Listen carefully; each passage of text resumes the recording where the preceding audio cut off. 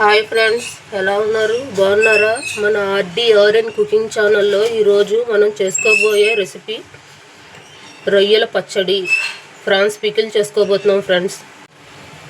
ఫస్ట్గా రొయ్యల్ని నీట్గా పొట్టు తీసేసుకొని శుభ్రం చేసుకుని కొంచెం పసుపు, లైట్గా ఉప్పు వేసుకొని ఉడకబెట్టేసుకున్నాం ఫ్రెండ్స్. ఇప్పుడు దీన్ని చేసుకోబోయే ప్రాసెస్ చూద్దాం. దీని మసాలా కోసము దాల్చిన చెక్క, లవంగము, ఇలాచి, గసగసాలు వీటిని పౌడర్ చేసుకోవాలి. అలాగే కొంచెం మెంతులు, ఆవాలు కూడా, ఆవపిండి, మెంతిపిండి కొంచెం కొంచెం కావాలి. సో దానికి కూడా పొడి చేసుకుంటున్నాము. ఎక్కువ కాదు, మెంతులు 1 స్పూన్ తీసుకున్నాము, ఆవాలు 2 స్పూన్లు, కొంచెం ధనియాలు, జీలకర్ర కూడా పౌడర్ చేసుకోవాలి. స్టవ్ వెలిగించుకుని కళాయి పెట్టుకున్నాము. ధనియాలు, జీలకర్ర దోరగా వేయించుకుంటున్నాము. ఇవి ఎంతంత అని మీకు డౌట్ రావచ్చు ఫ్రెండ్స్. ఇవి 4 స్పూన్ల ధనియాలు, 2 స్పూన్ల జీలకర్ర వేస్తున్నాను. మేము తీసుకున్న ప్రాన్స్ అయితే ఒక 2 కేజీలు.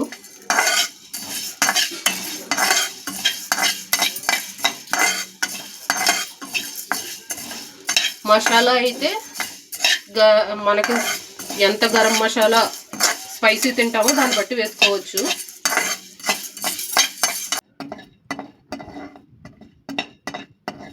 చెక్క, లవంగము, ఇలాచి దోరగా వేయించుకుంటున్నాము.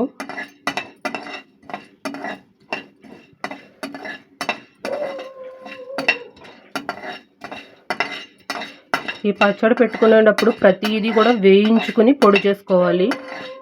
నిల్వ ఉంచుకుంటాం కాబట్టి పచ్చడి పాడవకోకుండా ఉంటుంది. ఇప్పుడు గసగసాలు కూడా వేయించుకుంటున్నాం.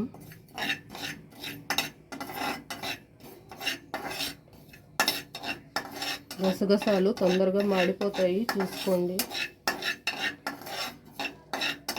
స్టవ్ మాత్రం మీడియంలోనే పెట్టుకోండి, హై పెట్టద్దు.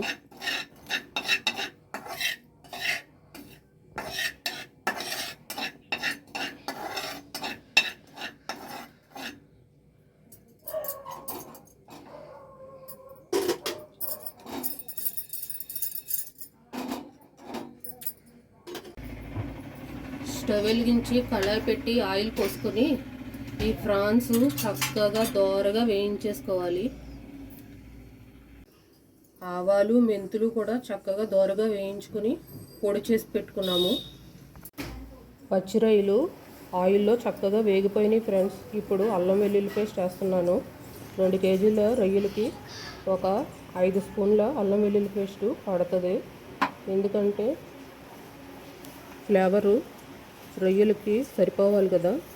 సో అల్లం వెల్లుల్లి పేస్ట్ కూడా పడుతుంది ఎక్కువగానే. దాన్ని చక్కగా మంచిగా వేయించుకోవాలి, పచ్చి వాసన పోయేంత వరకు. ఆయిల్లో వేగుతూ ఉంటుంటే అల్లం వెల్లుల్లి పేస్ట్ మంచి స్మెల్ వస్తూ ఉంది.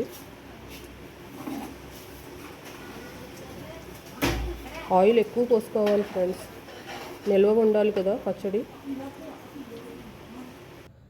అల్లం వెల్లుల్లి పేస్టు ఆయిల్లో చక్కగా వేగిపోయింది. ఇప్పుడు మనము పొడి చేసి పెట్టుకున్నాం కదా, మొత్తం గరం మసాలా వేయించుకుని పొడి చేసుకున్నాము, అది ఆయిల్లో వేసేస్తున్నాము. దీన్ని కూడా చక్కగా వేయించుకోవాలి. ఎంత వేయించుకుంటే అంత బాగుంటుంది. స్టవ్ మాత్రం సిమ్లోనే పెట్టుకోండి, ఎందుకంటే మాడిపోతుంది.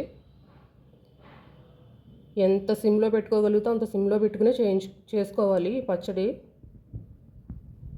మాడిపోతే మళ్ళీ పచ్చడి స్మెల్ బాగోదు, పచ్చడి కూడా బాగోదు. సో నిదానంగానే చేసుకోవాలి.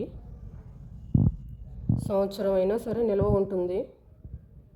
మనం కొంచెం ఓర్పుగా చేసుకుంటే చక్కగా మనకి సంవత్సరం వరకు నిల్వ ఉంటుంది పచ్చడి.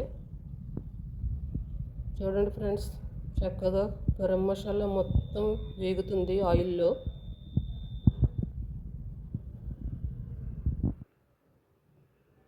వేగిపోయింది గరం మసాలా. ఇప్పుడు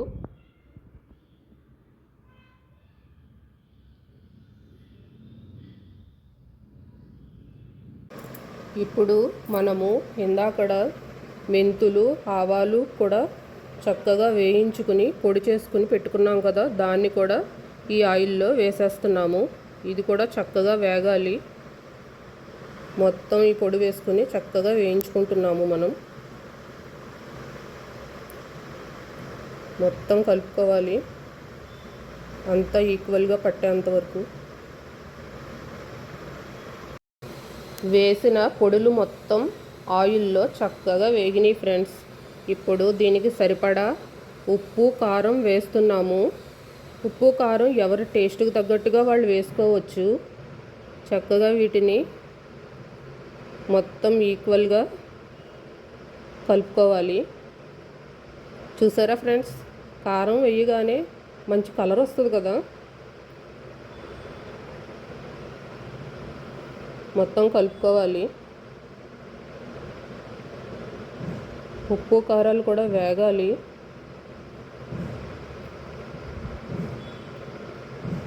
చూడండి, ఉడుకుతుంది.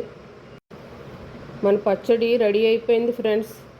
రొయ్యల పచ్చడి ఎంత చక్కగా రెడీ అయిపోయింది. దీన్ని స్టవ్ ఆఫ్ చేసి చక్కగా పక్కన పెట్టుకుని చల్లార్చుకుని జాడీలో పెట్టుకోవాలి.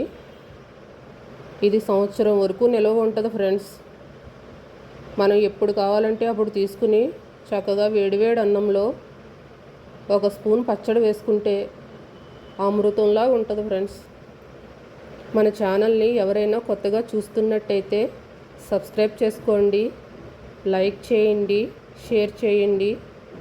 మళ్ళీ నెక్స్ట్ వీడియోతో కలుసుకుందాము. పాత వీడియోలు కూడా ఒకసారి చూడండి ఫ్రెండ్స్.